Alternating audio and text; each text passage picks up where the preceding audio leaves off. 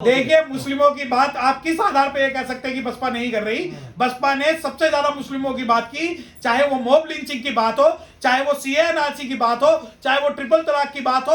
और जब भी पार्लियामेंट में मुस्लिमों का मुद्दे उठे तो मैं आपको बता सकता हूं कि हमारे जो नेता प्रतिपक्ष थे उन्होंने हर मुद्दे पर अपनी बात रखी और मुस्लिमों के समर्थन में अपनी बात की।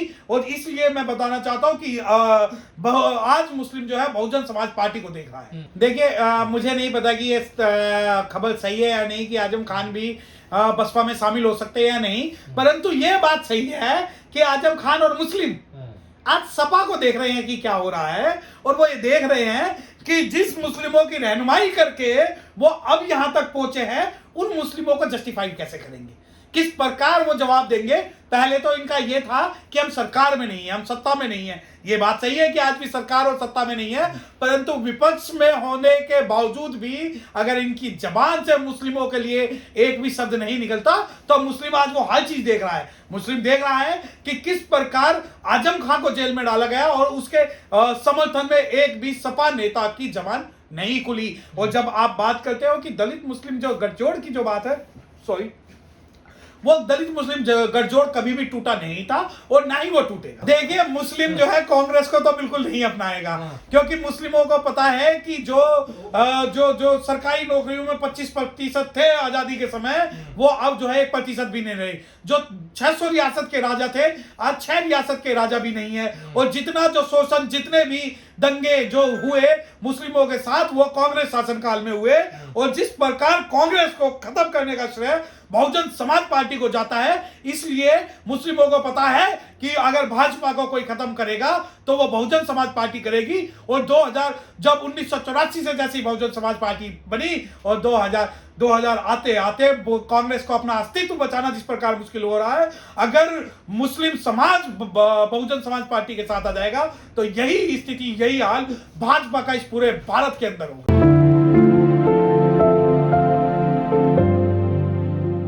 देखिए, आप इसे आप डर्रा कहो या इसे आप सोशल इंजीनियरिंग कहो, हम ये कहेंगे कि जो सोशल जितने भी दबे कुचले पिछड़े लोग हैं जिनके ऊपर अत्याचार हुआ है, वो बसपा के साथ जुड़ने के लिए तैयार है। और जिसको आप कहते हो कि डर्रा नहीं, सोशल इंजीनियरिंग है और हमारी नींव है। हमने हमेशा कभी भी और कहीं भी हमने ये नहीं कहा कि अमुक व्यक्ति से हमारी दुश्मनी है या अमुक व्यक्ति के साथ हम खड़े हैं। हमारा जो है गठबंधन हर उस व्यक्ति के साथ होगा जो कि सत्ता परिवर्तन चाहता है और संवैधानिक मूल्यों के हिसाब से अपना काम करना चाहता है। देखिए, ये पार्टी की पॉलिसी जो है कि उसको निकाल दिया, उसको ले लिया, ये गलत है।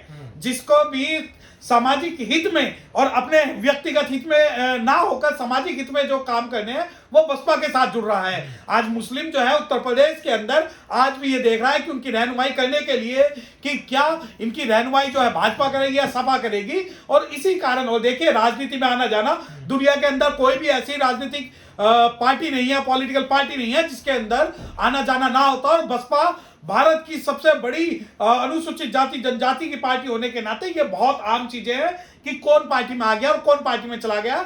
इससे जो है पार्टी की जो पॉलिसीज है उनमें ज्यादा परिवर्तन नहीं आएगा। तो क्या दलित मुस्लिम गठजोड़ जो किया जा रहा है, आप जो लग रहे हैं फैसलों से बीएसपी के 2024 की तैयारी की जा रही है? देखिए, अगर 2024 से पहले हम दलित मुस्लिम गठजोड़ बनाने में कामयाब हुए तो ये 2024 का जो इलेक्शन होगा वो एक बदलाव की ब्याह लाएगा।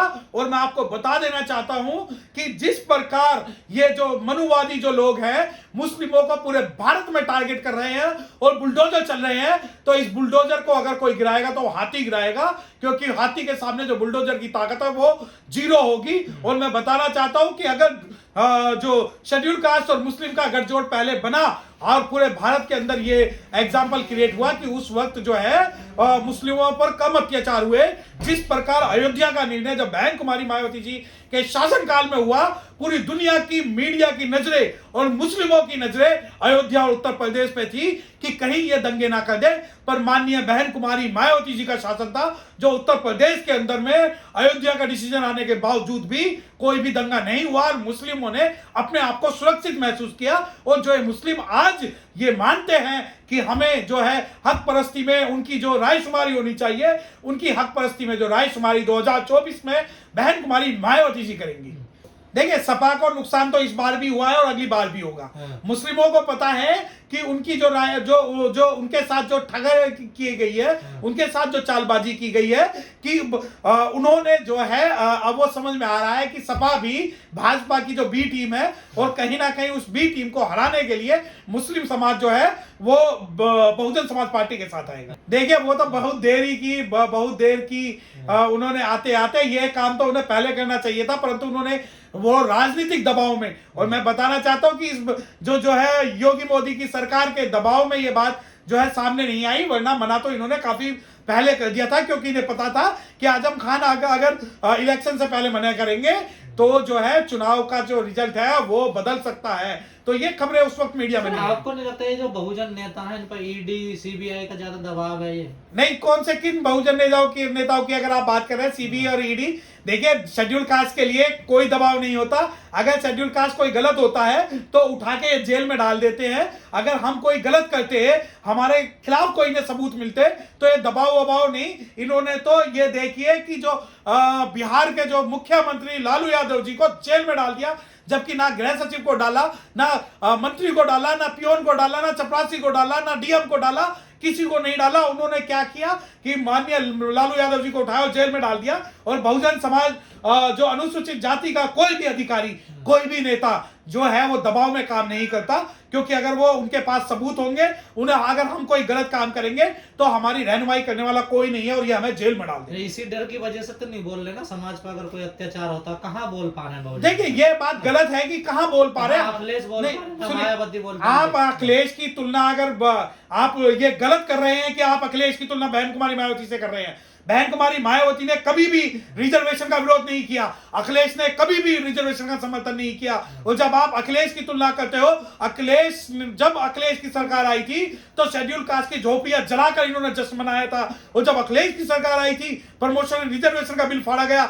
जब अखिलेश की सरकार आई थी तो हमारे हजारों लाखों लोग जो है उनका डिमोशन हुआ था। जब आप तुलना करते हो कि बहन जी और अखिलेश नहीं बोल रहे, तो आप मुझे एक मुद्दा बताइए जिस मुद्दे पर बहन कुमारी मायावती ना बोली हो। कहाँ जाती है बहन जी? नहीं, आपने अभी आपने सवाल किया बोलने की बात, जाने की बात एक अलग है। अभी आपने जब तुलना की कि अखिलेश और बहन जी, तो सबसे पहले तो यह तुलना ही गलत है। और दूसरी बात, अब आपके सवाल का जवाब कि कहां जाती है बहन जी, आप कहां देखना चाहते हैं बहन जी को, यह बताएं। बहन जी का हर प्रतिनिधि, हर जहां पर भी घटना होती है, सबसे पहले वहां बहुजन समाज पार्टी का प्रतिनिधित्व मंडल मिलता है। कौन जानता? बहन जी से उम्मीद करते हैं लोग। देखिए, ये बहन जी एक प्रतिनिधि, किसी को पता है सब? हर राज्य के अंदर जहां भी कोई भी घटना घटित होती है, उस राज्य के पदाधिकारी सबसे पहले वहां पहुंचते हैं। और ये बात आपकी सही है कि आज हमारे समाज का हर व्यक्ति ये महसूस करता है कि बहन जी जहां पर भी कोई घटना हो वहां बहन जी को आना चाहिए। परंतु कहीं ना कहीं बहुत सारी परिस्थितियां और बहुत सारी समस्याएं ऐसी हैं जिसके कारण बहन जी हर जगह पर नहीं पहुंच पाती।